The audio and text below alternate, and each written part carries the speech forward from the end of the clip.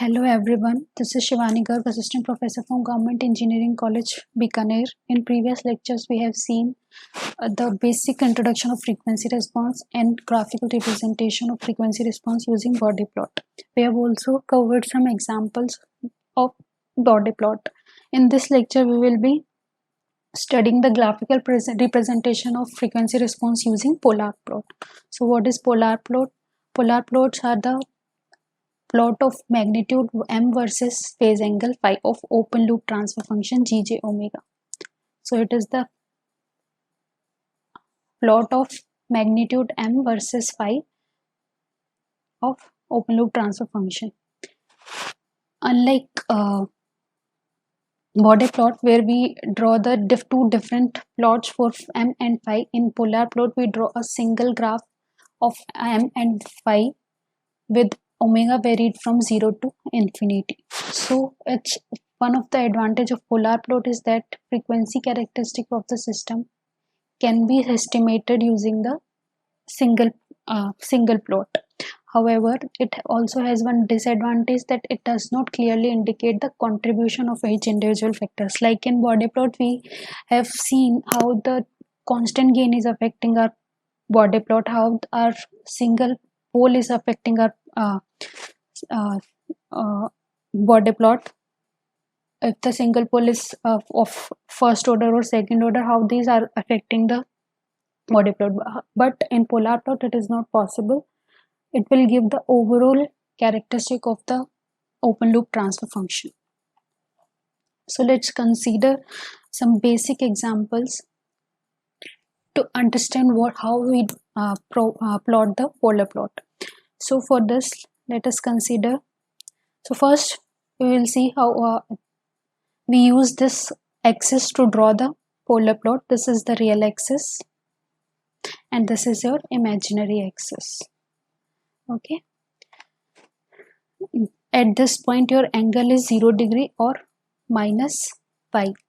At this point, your angle is pi by 2 or minus 3 pi by 2. At this line, your angle is pi.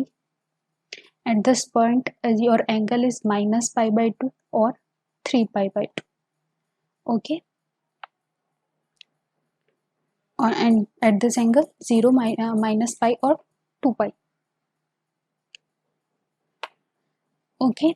And our omega is varying in this plot only, varying from 0 to infinity. So for as we have considered the integral factor, that is gs is equal to 1 by s, or in this frequency response gj omega is equal to 1j omega. So we have m is equal to 1 by omega and phi is equal to minus 90 degree. So phi will be independent of omega here. It would be constant or at all values of omega, that is minus 90 degree. So our plot would be on this line only. This is the line for minus 90 degree. So how our omega and m is changing, let's see. For omega, let's put omega is equal to 0. Our m will become infinity and phi is equal to minus 90 degree. So this is phi, and so this is the value where m is equal to infinity. And at omega, first condition, then second, when omega is equal to infinity, our m is equal to 0 and phi is again minus 90 degrees. So again our m is 0 at this point and angle is minus 90 degree. At this point our phasor form is infinity and minus 90 degree. So for integral factor, we have the polar plot on this imaginary axis. Okay. Similarly, let's see for derivative factor, that is gs is equal to s. Although this type of transfer function does not exist in practical systems, but still this is simply a derivative factor. This is not a transfer function. It may be present in the system. So let's see how does it depend on polar plot. How can we show it on polar plot? So again, draw the same axis for drawing polar plot.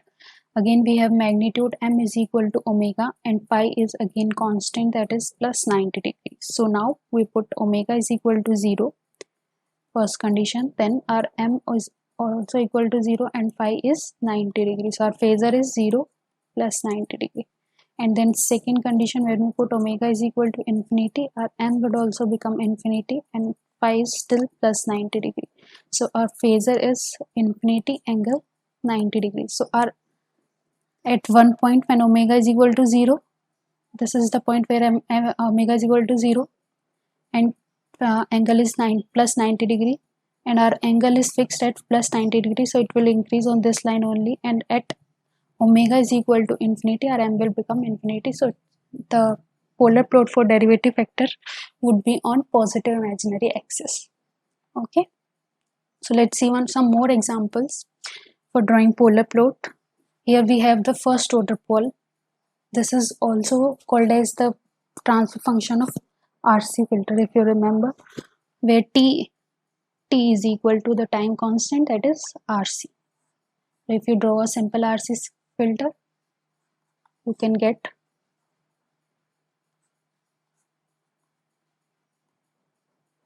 this transfer function. So let's see how this open loop transfer function can be drawn on polar plot.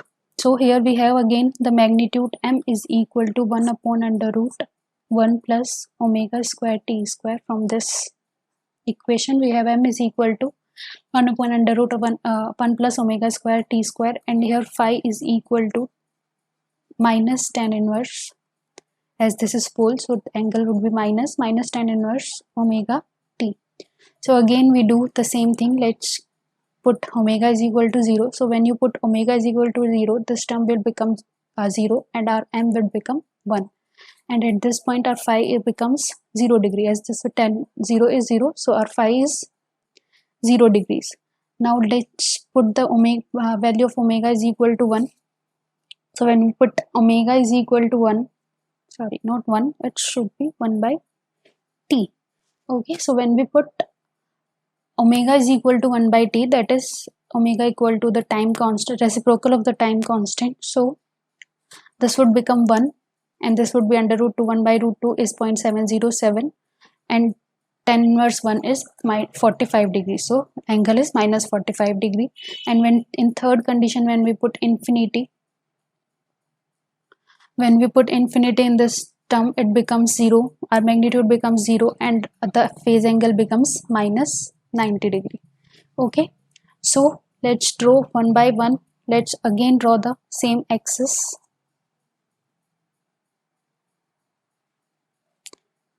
Okay, so at omega is equal to 0, your magnitude is 1, so magnitude 1 somewhere here, so this is the value 1. Okay, so at magnitude m is equal to 1, angle is 0, so this will be at this line only, angle 0. This is the line for angle 0 degree. Okay, so we will start from this point. The next point, at omega is equal to infinity, the magnitude is 0 and angle is minus 90 degree. So our angle is this minus 90 degree and magnitude is 0. So somewhat this curve should somewhat come like this. Okay,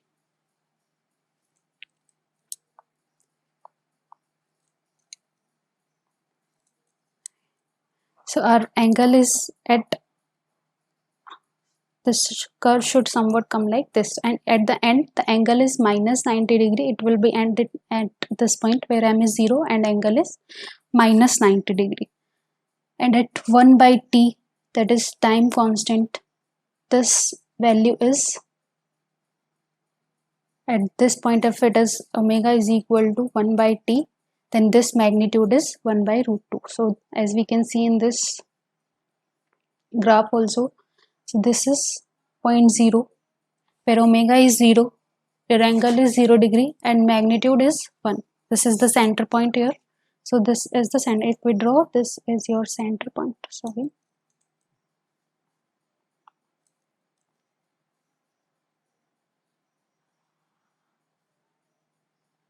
So this is your center point. Okay, where m is equal to 0. And at this point, this magnitude is 1, total magnitude is 1 and angle is 0 degree. So yeah, we will start from here and then we will increase we can keep the values in between 0 and infinity. How much whatever value you want to put, you can put, and calculate the m and phi. You will get a curve like this.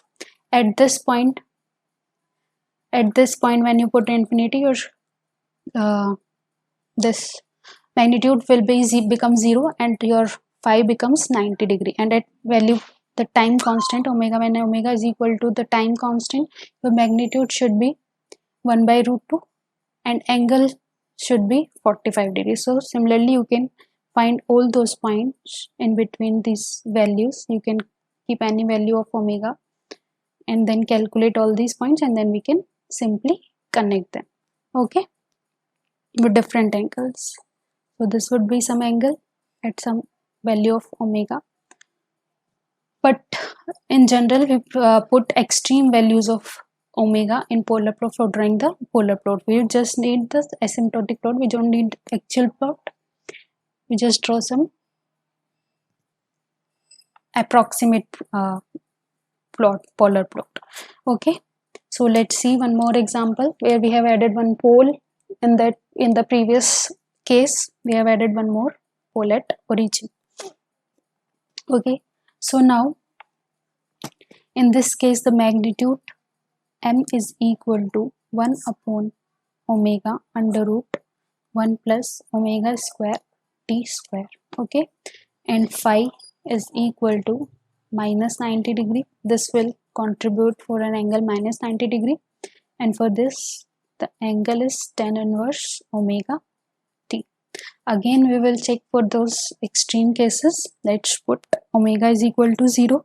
So when we put omega is equal to 0, this term becomes infinity, so our angle magnitude is infinity, and when we put omega is equal to 0, this term becomes 0, so phi is minus 90 degree. So at 0 omega, when omega is 0,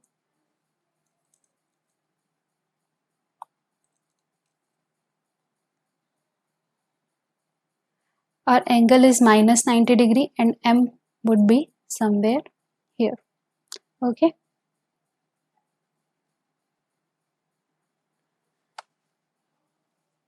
Okay, and then at infinity,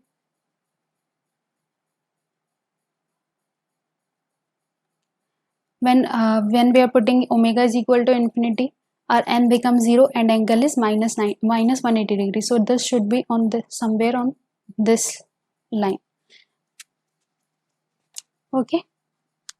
So our plot would be looking like this. Ultimately this m becomes 0 at this is where the omega is infinity and phi is minus 180 degree. This is where omega is equal to 0, m is equal to infinity, and phi is equal to minus 90 degrees, okay. So let's see one more example where we have two first order poles, 1 plus j omega t1 and 1 plus j omega t2. So in this case again we have magnitude is equal to 1 upon under root 1 plus omega square t1 square into 1 plus omega square t2 square, and 5 we have minus tan inverse omega t1 minus tan inverse omega t2, okay.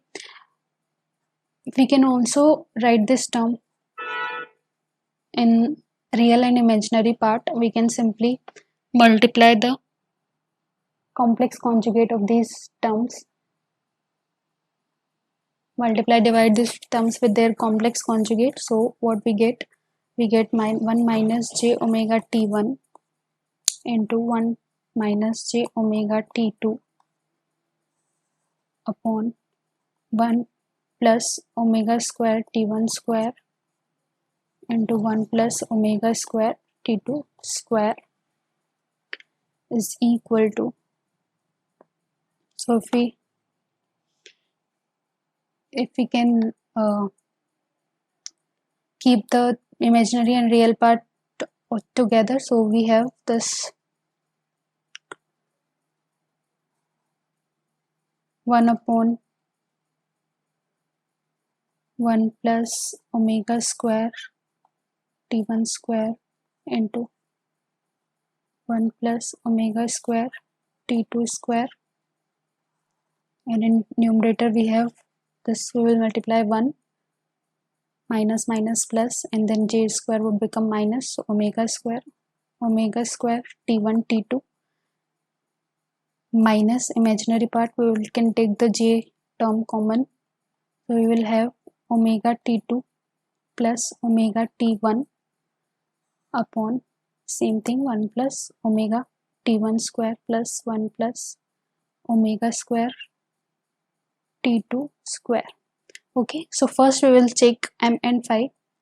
So let's put omega is equal to 0. So when we put omega is equal to 0, our m would become 1. This is also 1, this is also 1. So our magnitude is 1 at m is equal to omega is equal to 0. Our magnitude is 1. This is the center point, 0 point. Okay, and angle is 0 degrees. So this at this line, this m would be on 0 degree line. And when omega is equal to infinity, this angle becomes minus 180 degree and this becomes 0. Okay, so this is minus 90, total minus 180, and this would become infinity, this would become infinity, so our m becomes 0. So somewhere here your angle should be minus 180 degree and m should be 0.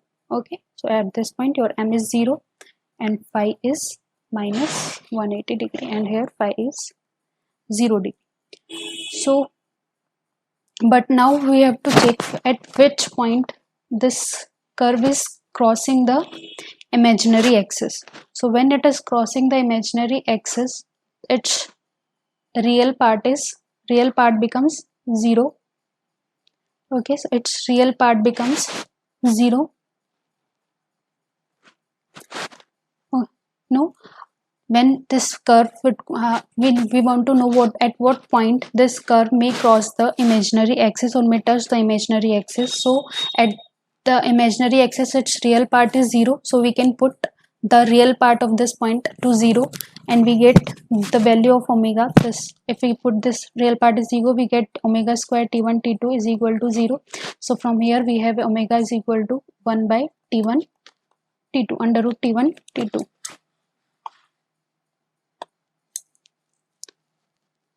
So this is 1 by under root t1 t2.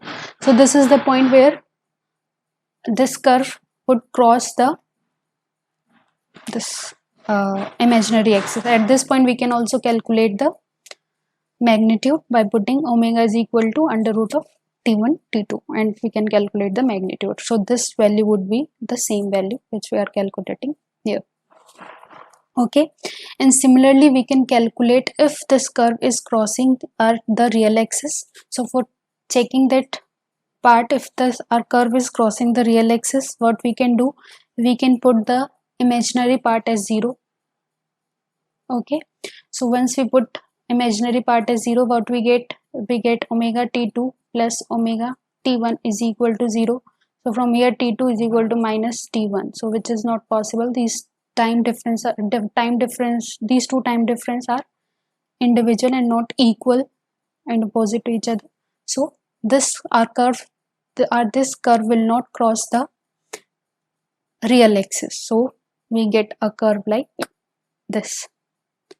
Okay, so this is the way we can check if whether our magnitude plot or this polar plot is crossing the imaginary or real axis. Similarly we can check for these parts also. For these questions you can cross check by yourself if your this curve is crossing the real and imaginary part or not. Okay, so let's see another example where we have added again a pole at origin in the previous example. So again we can write it in the form the magnitude. So the magnitude of this would be equal to 1 upon omega under root 1 plus omega square t1 square into under root 1 plus omega square t2 square, and phi would be equal to minus 90 degree. This will contribute for the angle, constant angle minus 90 degree, minus tan inverse omega t minus tan inverse omega t1 and omega t2. Okay, so and again we can write this into the imaginary and real part form.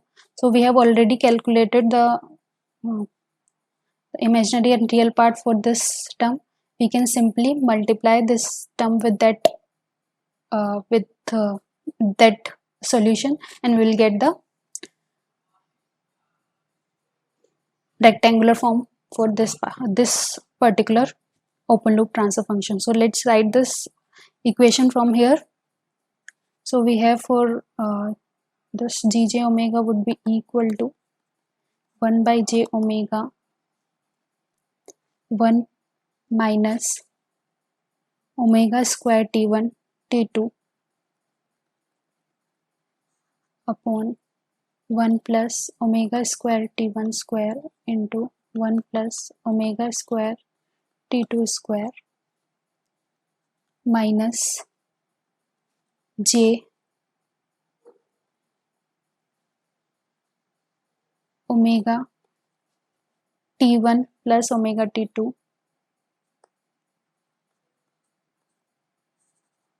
upon 1 plus omega square t square into 1 plus omega square. Yeah, this is t1 square, so then this is t2 square. Okay, so once we multiply this term in this thing, what we get, this term will become real, so this will become minus t1 plus t2, omega will get cancelled, j omega will get cancelled, we take the omega in common, divided by under root 1 plus omega square t1 square under root 1 plus omega square t2 square. This j will go in a numerator, so it becomes minus j 1 minus omega square t1 t2 upon omega into 1 plus omega square t1 square into 1 plus omega square t2 square. So we have three equations, 1, 2 and 3. Okay, so let's again do the same procedure. Let's put omega is equal to 0.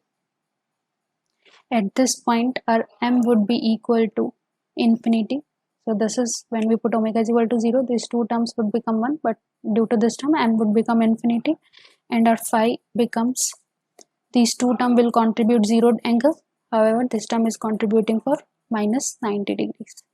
Okay, and then we put omega is equal to infinity. So once we put omega is equal to infinity, our m would become 0 and phi would become, this would be minus 90 and this is already minus 90, so minus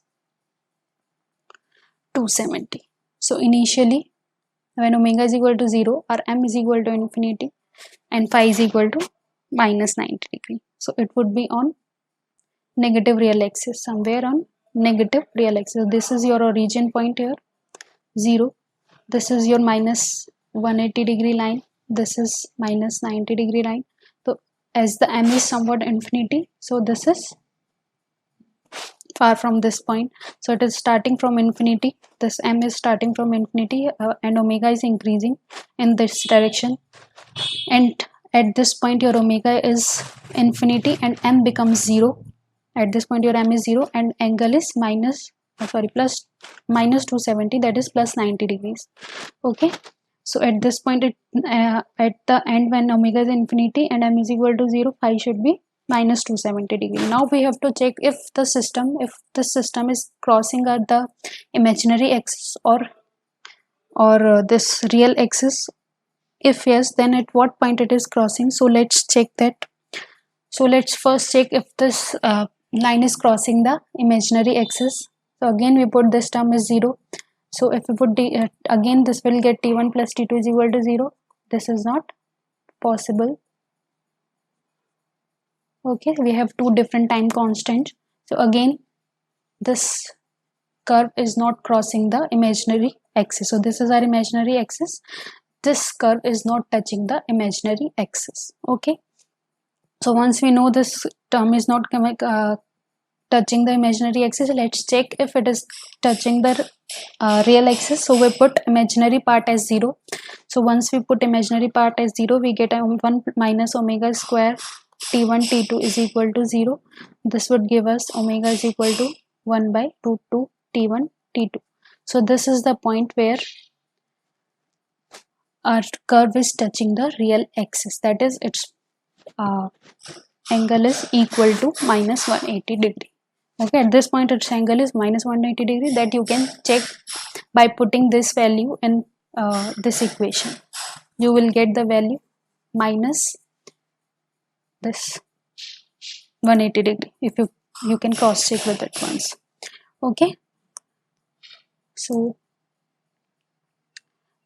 next is gain margin and phase crossover frequency. So these are the two main terms, gain margin, and in next slide we will see phase margin. These are two very main points in frequency response analysis, because by using gain margin and phase margin we check whether the system is stable or unstable. So first, gain margin, it is the reciprocal of magnitude open loop transfer function at frequency where phase angle is 180 degree. Okay, and phase crossover frequency denoted by omega p is the frequency at which the phase angle of the open loop transfer function equals to 180 degree, minus 180 degree. So when your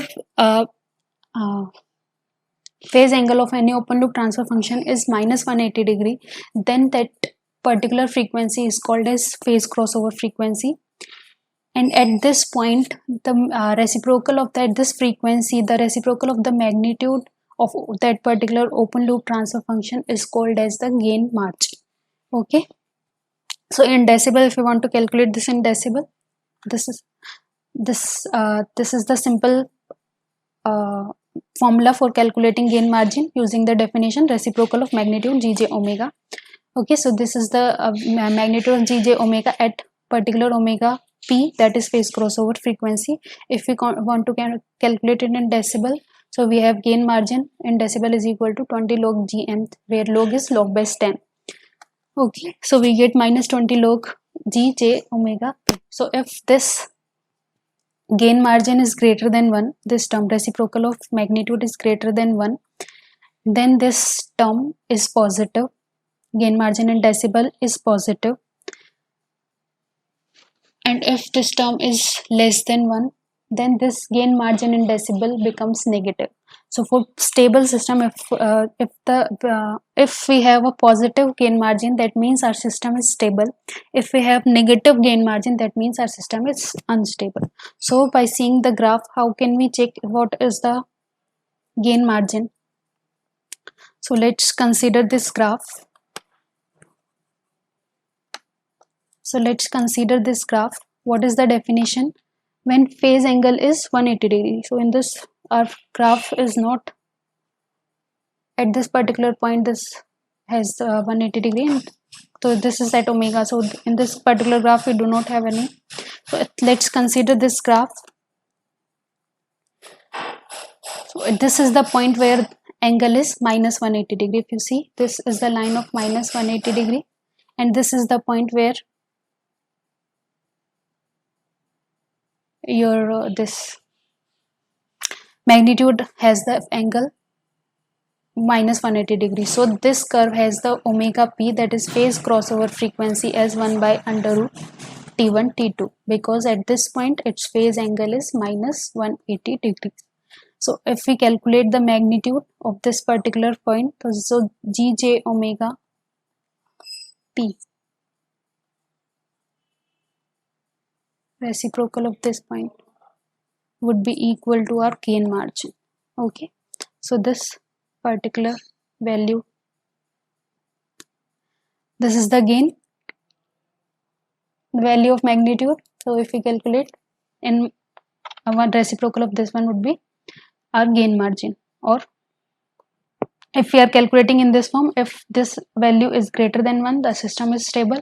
If this value is less than 1, the system becomes unstable. And if we are calculating in decibels, so the value of gain margin in decibel is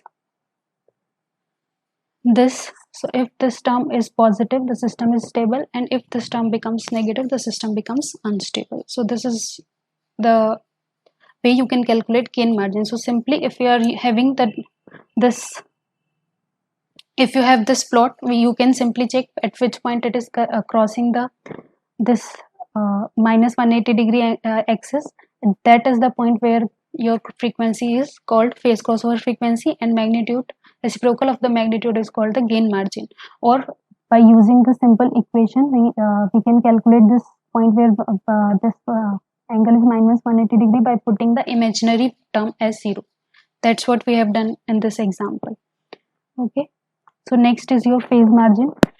So phase margin is the additional phase lag at gain crossover frequency required to bring the system to the verge of instability. Okay, so again we have a gain crossover frequency to calculate phase margin.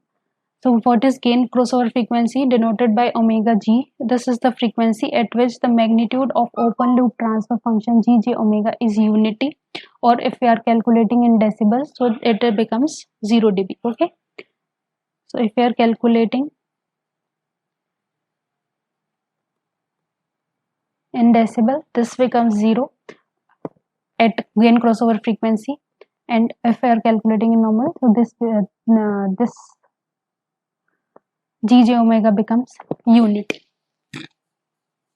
Okay, so at this frequency we calculate the phase angle, that comes out to be phi. Then our phase margin is equal to 180 plus phi. As we have seen in gain margin, the phase margin is also, for positive phase margin our system is stable, and for negative phase margin means our system is unstable. So let's see how we can say the system is unstable. This is the way where we can calculate from polar plot the phase margin and gain margin. This graph shows how we can calculate the phase margin and gain margin using body plot. So let's see first for polar plot. Here this is the graph for which we are calculating our gain margin and phase margin. This is our graph. So this is the point where this graph is cutting the minus 180 degree axis, that is its phase angle is minus 180 degree. So this is the frequency which is called phase crossover frequency, where it is crossing the phase 180 degree. Okay, and this magnitude is the particular magnitude at this particular frequency, that is called phase crossover frequency, and this gm is the gain margin, and as gain margin is 1 by this gj omega. Okay, so here we have written this 1 by gm. Okay, and simply by drawing, you can, from center you can draw a unit circle. This is the magnitude, this shows the magnitude 1. So we draw a unit circle, and at whatever point it is crossing the graph, this unit circle is crossing the graph, this is the frequency which is called the gain crossover frequency, that is omega g, and at this point we calculate the angle phi, and our phase margin would be equal to 180 plus phi. Okay, so by using phase plot, this is how we can calculate the phase margin and gain margin. So let's see now, by using body plot, how can we calculate the gain margin and phase margin. So this is our magnitude plot and this is our phase plot.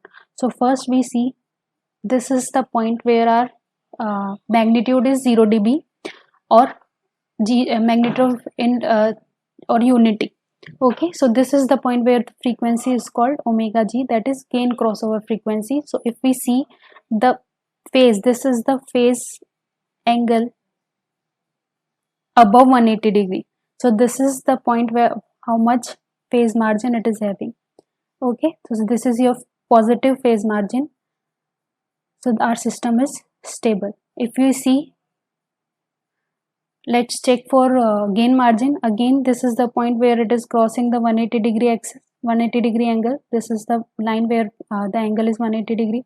So at this point we will draw our perpendicular on this, and we see how much it is below the 0 dB.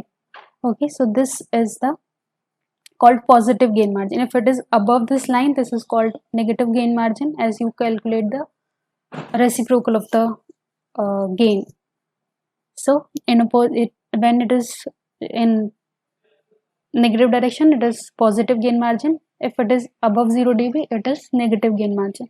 So here again both the terms are positive, that means our system is stable. Okay, so let's see in another graph. Here this is the point of omega g, and this is omega p, phase crossover frequency. So this is the point of omega g where our magnitude is 0 dB. At this point, if we draw again this perpendicular, we see our phase margin is negative. This is below minus 180 degree.